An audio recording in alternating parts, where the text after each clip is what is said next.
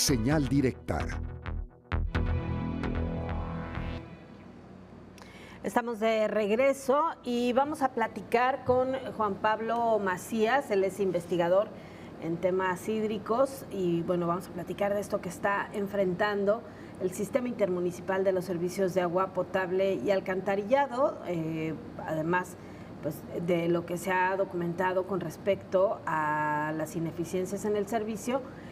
Bueno, pues ayer le damos a conocer pues esta decisión que tomó la Comisión Tarifaria de incrementar las tarifas del agua en porcentajes que van del 44 a más de 200%. Juan Pablo, ¿cómo estás? Muy buenos días, gracias por atender esta entrevista. Buenos días, Sonia. Buenos días, José Ángel, gracias. Oye, bueno, pues te leía en redes sociales con una reflexión distinta a la de los políticos respecto a lo que debe ocurrir con las tarifas del agua, así que me gustaría empezar con esto. Sí, el tema de la tarifa creo que durante muchos años lo han querido manejar políticamente cuando debe ser una decisión técnica. En el caso de lo que sucedió ayer, creo que sí importan las formas. No era la forma de hacerlo, no es la forma de hacer incremento en la tarifa. Sí, el CIAPA requiere recursos, eso está claro. Creo que es la parte que es más urgente en este momento, la falta de recursos, pero las formas sí importan. Un incremento de esa magnitud y de un solo golpe, creo que ya no lo va a soportar la ciudadanía cuando está recibiendo un servicio tan deficiente por parte del CIAPA. Juan Pablo, justamente ese tema, me parece que al final sí se coincide en eso. Se requiere una tarifa real, pagar lo que realmente cuesta, pero bien lo advierte, las formas y además los tiempos y las condiciones en las que opera este organismo, que al final termina siendo sí opaco y deja muchas dudas respecto a cómo administra el recurso, principalmente pues mucho se va a la nómina y no a obras reales. Sí, y recordemos la cartera vencida, ya 18,000 millones de pesos, ya creo que el tiempo nos alcanzó, habrá que revisar en qué administraciones sucedió ese salto tan dramático en la cartera vencida, qué se dejó de hacer. Es importante recuperar los recursos y hay que recordar que el CIAPA no recibe dinero del presupuesto del gobierno del estado, sino es solamente a través de las tarifas. Al ser un OPD tiene personalidad jurídica propia y patrimonio propio, entonces depende de las tarifas. Sí hay que cobrar el costo real de lo que le cuesta al CIAPA llevar el agua hasta las casas, pero ya creo que estamos cansados de entregar cheques en blanco, sin garantías y sin candados que obliguen al CIAPA a dar un servicio eficiente como lo merece la ciudadanía de Guadalajara y de los demás municipios. Claro, Juan Pablo, el gobernador habla de una reingeniería. Sin embargo, cuando hablamos de un servicio como el agua, no es que se pueda detener para reestructurar, sino que tendrían que ser cambios que se vayan dando sobre la marcha mientras el servicio sigue funcionando. ¿Cómo lograr esto? Bueno, primeramente creo que la reingeniería debe empezar por lo financiero. ¿Cómo se maneja el CIAPA? ¿Quién lo va a revisar, auditar? Porque el CIAPA en este momento es juez y parte. Ellos se revisan a ellos mismos. Sí, se mandan las cuentas públicas a la auditoría, sí, se mandan las cuentas públicas al Congreso y las aprueban, pero ¿quién está realmente revisando lo que está haciendo y dejando de hacer el CIAPA? ¿Cuántas personas realmente están trabajando en sus puestos? ¿Cuántos son aviadores? ¿Y dónde se está escapando el dinero? Creo que eso es clave. ¿Dónde se está escapando el dinero? ¿Por qué se está dejando de cobrar a las personas que están consumiendo? ¿Qué hay de los grandes consumidores? ¿Cómo vamos a recuperar los 18,000 millones de pesos? Bueno, de esos 18,000, nada más 10,000 son cobrables, ¿cómo vamos a recuperarlos? Y eso tiene que suceder pronto, no podemos esperar ya y no podemos tampoco esperar a que a alguien se le ocurra una idea, no funcione y bueno, vamos a la siguiente. Tiene que hacerse un diagnóstico a fondo de dónde está parado el CIAPA y qué se necesita para ponerlo de acuerdo a lo que los tiempos requieren y lo que la ciudadanía demanda.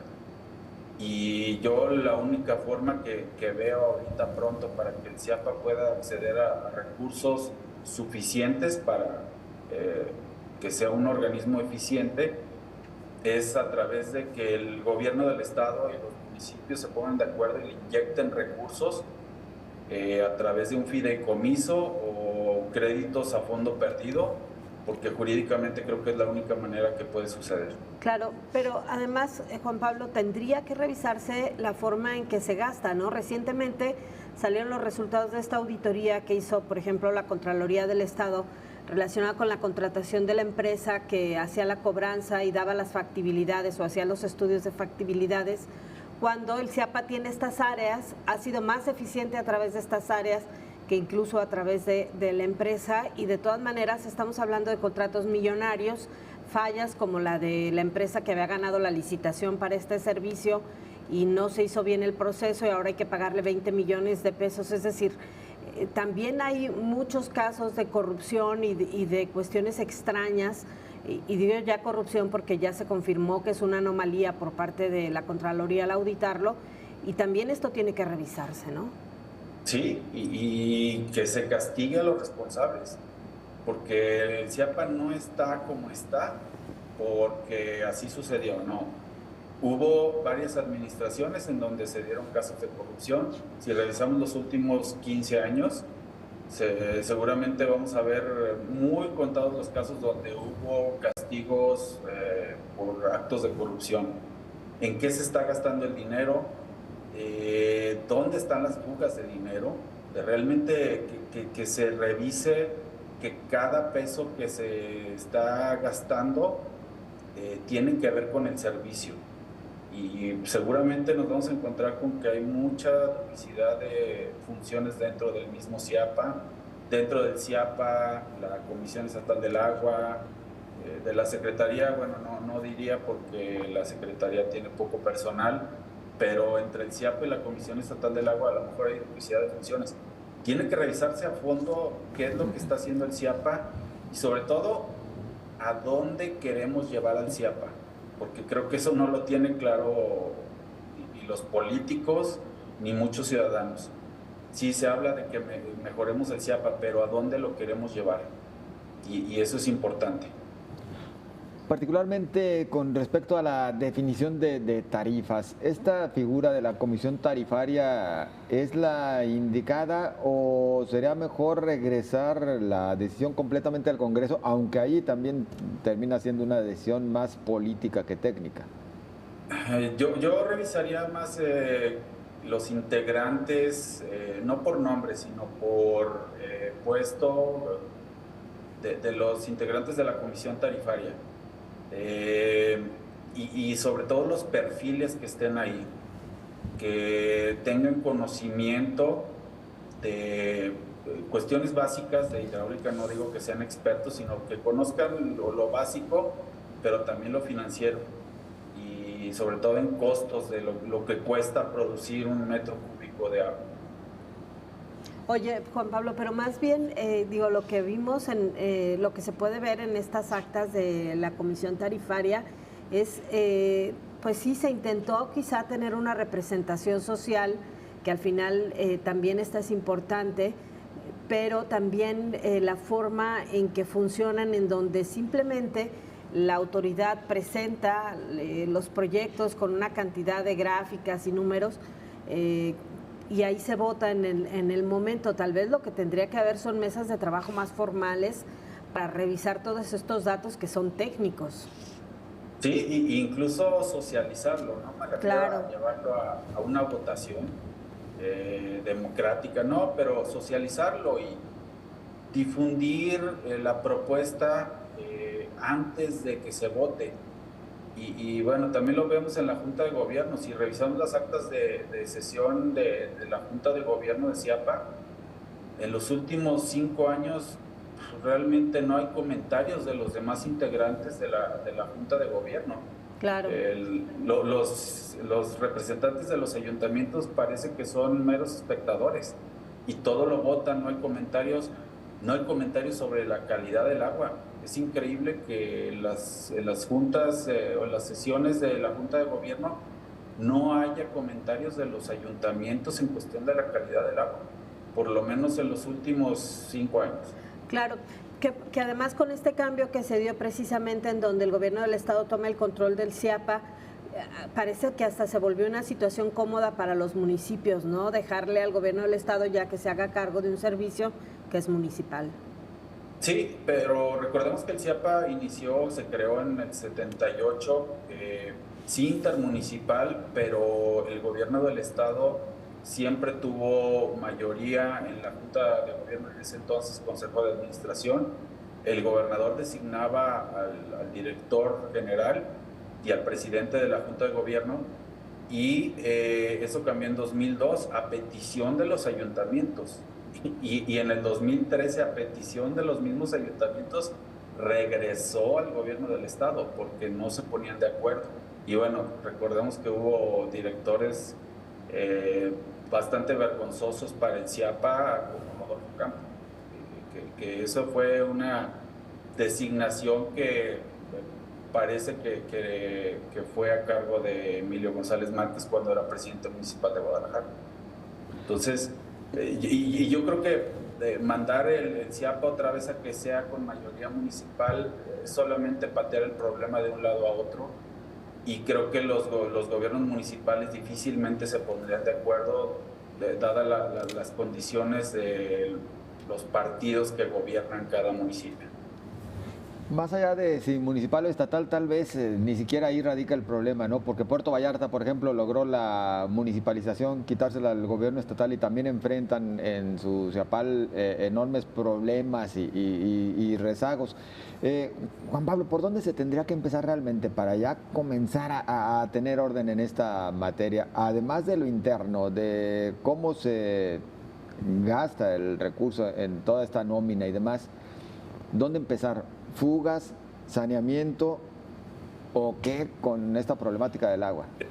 Yo empezaría con lo financiero, que es lo más apremiante en este momento, que tenga recursos, ver de qué manera se le inyectan recursos al CIAPA, y después me iría a la cuestión de la infraestructura, que ya es un tema crítico, no solamente en cuestión de inundaciones, que es lo que ahorita estamos viendo, sino en cuestión de abastecimiento. Ver cuánto va a costar la renovación de las redes, tanto de distribución como de drenajes y colectores, y hacer un cronograma comenzando por las zonas más antiguas, que tienen la infraestructura más antigua.